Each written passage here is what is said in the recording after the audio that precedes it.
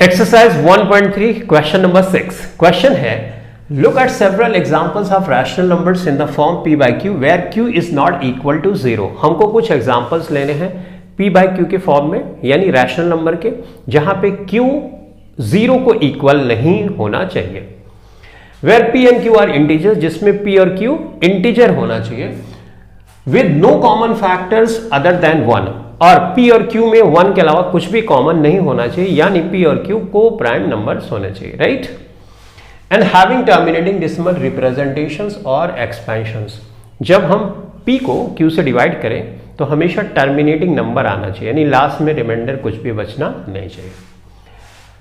Can you guess what property q must satisfy? अगर ये सारी कंडीशंस फुलफिल होती है तो q में ऐसा कौन सा नंबर है जिसकी वजह से ये सारी चीजें हो जाती है? तो चलो एग्जाम्पल के थ्रू समझते हैं। देखो, मैं यहां पे कुछ नंबर लिख रहा हूं। मैं लिख रहा हूं 3 डिवाइडेड बाय 2। दूसरा नंबर लिख रहा हूं मैं 5 डिवाइडेड बाय 8। तीसरा नंबर लिख रहा हूं मैं यहां पे 3 डिवाइडेड बाय 5। उसके बाद नंबर लिख रहा हूं मैं लेट्स से 7 डिवाइडेड बाय 25। एक नंबर और लिख ले रहा हूं 7 डिवाइडेड बाय 10। ये नंबर्स हमने लिख लिए। अब जब हम इनको सॉल्व करें तो हमको टर्मिनेटिंग डेसिमल आना चाहिए। तो सॉल्व करके देखें। इसको सॉल्व करोगे, ये है 2 से डिवाइड करोगे तो देखो 2 1 2, 3 में से 2 माइनस करोगे 1, दशमलव बढ़ाओगे 0, 2 5 10, राइट। यहां पे रिमाइंडर क्या आया लास्ट में 0, इसका मतलब ये टर्मिनेटिंग नंबर है, राइट। अब यहां पे कंडीशन सारी फुलफिल हो रही, p बाई क्यू के फॉर्म में है, यहां पे q 0 नहीं है, ये इंटीजर है, ये भी इंटीजर है, और जब हम p को q से डिवाइड कर रहे हैं, यानी 3 को 2 से डिवाइड कर रहे हैं, तो हमारा आंसर टर्मिनेटिंग आ रहा है। तो सारी कंडीशंस फुलफिल हो गई।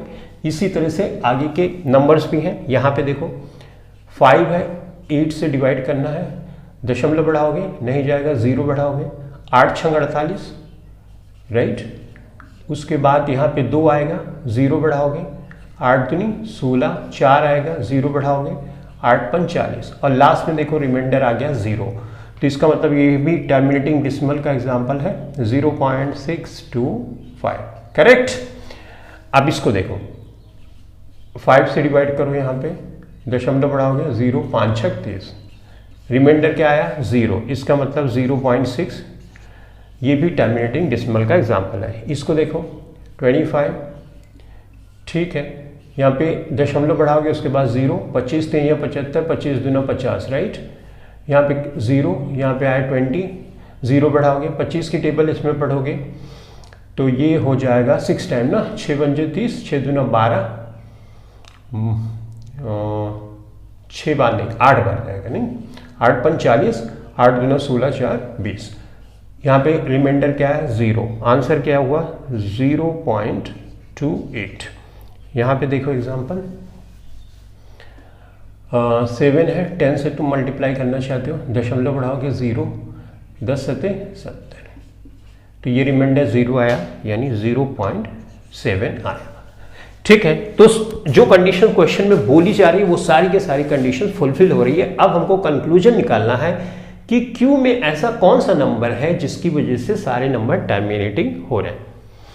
तो यहां पे देखो, यहां पे 2 है, यहां पे 5 है, 2 है यहाँ पे, और यहाँ पे 2 की पावर है 8 का मतलब क्या हुआ 2 इंटू 2 इंटू 2, राइट, 2 दूनी 4 दूनी 8, यानी 2 की पावर, करेक्ट। यहाँ पे देखो 25 है, 25 क्या है 5 की पावर है, राइट। यहाँ पे देखो 10 क्या है 2 और 5 है, राइट। तो इसका मतलब ये हुआ डिनोमिनेटर में 2 आ रहा है या 2 की पावर आ रही है, 5 आ रहा है या 5 की पावर आ रही है, या 2 और 5 दोनों साथ साथ आ रहा है। अगर इस तरह की सिचुएशन आती है और p और q को प्राइम नंबर से, यानी उनमें कुछ भी कॉमन नहीं है, तो नंबर हमेशा और हमेशा टर्मिनेटिंग होगा। ये है एक रूल मैथमेटिक्स में। मैंने क्या बोला, 2 होगा या 2 की पावर में होगा, 5 होगा या 5 की पावर में नंबर होगा डिनोमिनेटर में, या 2 और 5 का कॉम्बिनेशन होगा। इसके अलावा तीसरा नंबर कोई मौजूद नहीं होना चाहिए, तो हमेशा नंबर टर्मिनेटिंग होगा। तो इसको लिख लेते हैं पहले। तो यहां पे लिखो ऐसे, for any number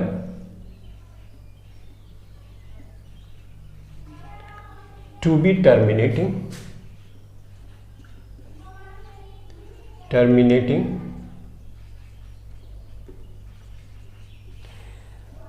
denominator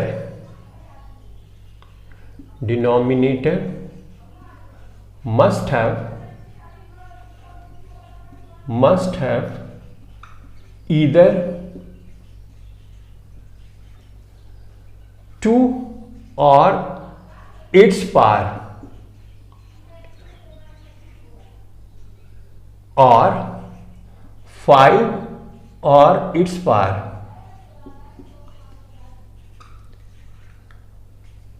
or combination of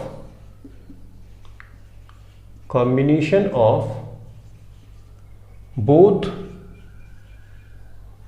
2 and 5। ठीक है, तो ये हो गया हमारा आंसर और हमको यहीं तक करना भी है। आंसर तो हो गया, लेकिन मैं थोड़ा सा और बताना चाहता हूं ताकि तुमको इससे रिलेटेड कोई भी क्वेश्चन कभी भी आए तो कोई भी समस्या ना हो। देखो, जब मैं अभी एग्जांपल लिख रहा था तो मैं यही सोच के लिख रहा था कि डिनोमिनेटर में 2 आए या 2 का मल्टीपल आए, 2 आए या 5 आए या 5 का मल्टीपल आए, या 2 और 5 का कॉम्बिनेशन आए। तो जब क्वेश्चन आएगा तो तुम भी यही सोच के लिखना, लेकिन साथ साथ ये भी देखना है कि 2 यहां पे आ रहा है तो ऐसा ना हो कि 2 ऊपर भी आए, राइट। तो इस तरह से, और नीचे ऐसा कोई भी नंबर नहीं होना चाहिए 2 और 5 के अलावा, जैसे 3, 7 है ना, या 9, इस तरह से कोई नंबर नहीं होना चाहिए, ठीक है, नहीं तो टर्मिनेटिंग नहीं होगा। अब मैं इसको मिटा दूं, एक एग्जांपल ले रहा हूं जिसको तुम देखो ध्यान से, ताकि तुमको इस क्वेश्चन से रिलेटेड जो कॉन्सेप्ट बताया जा रहा है वो बेहतर ढंग से समझ में आ जाए। देखो, फॉर एग्जाम्पल यहां पे मैंने एक नंबर लिया, लेट्स से ये 1 है, और यहां पे 2 की पावर 5 है, 2 की पावर 5 की पावर 6 है, तो ये नंबर क्या होगा? ऑब्वियसली टर्मिनेटिंग ही होने वाला है, ठीक। अगर मैं यहां पे लिखता हूं 2 raise to power 5, 2 raise to power 6, 5 raise to power 9, अभी भी नंबर टर्मिनेटिंग होगा। लेकिन अगर मैंने ऐसे लिख लिया 2 रेज़ टू पावर 5 और 3 रेज़ टू पावर 2, अब यहां पे 3 भी आ गया ना, तो ये नंबर टर्मिनेटिंग नहीं होगा। या कोई सा भी नंबर 2 और 5 के अलावा, 2 रेज़ टू पावर 5 और यहां पे तुमने लिख दिया 7 रेज़ टू पावर 2, तो ये नंबर क्या होगा? टर्मिनेटिंग नहीं होगा। एग्जाम्पल को समझ लेते, जैसे फॉर एग्जाम्पल मैंने लिखा 1/3, ठीक है, 1/3 लिखा, या मैंने मान लो यहां पे लिख दिया 3/7, तो ये नंबर कभी भी टर्मिनेटिंग नहीं होगा। लास्ट में कुछ ना कुछ रिमाइंडर हमेशा बच जाएगा। जैसे फॉर एग्जांपल इसको देखो, अगर इसको तुम डिवाइड करोगे, डिसिमल पॉइंट बढ़ाओगे, 3 3 9, 1 रिमाइंडर आ गया, फिर से 0 बढ़ाओगे, 3 3 9, देखो टर्मिनेट नहीं हो रहा है, तो नॉन टर्मिनेटिंग हो गया ये। अब इसको देखो, 3 है, 7 से डिवाइड करो इसको, दशमलव बढ़ाओगे, 7 चौक 28, कितना बचा? 2 बचा, फिर से 0 बढ़ाओगे, 7 दूना, यहां पे 6 बचेगा, 0, 7 8 56। देखो ये कभी भी टर्मिनेटिंग नहीं होगा। समझ में आया? तो कॉन्सेप्ट अब बेहतर ढंग से तुमको समझ में आ गया होगा कि डिनोमिनेटर में 2 हो, 2 की पावर 5 हो, 5 की पावर या 2 और 5 ही केवल हो, तो नंबर हमेशा और हमेशा टर्मिनेटिंग होता है। ठीक है, इस क्लास के लिए इतना ही। Thanks for watching this video. Thank you very much, guys.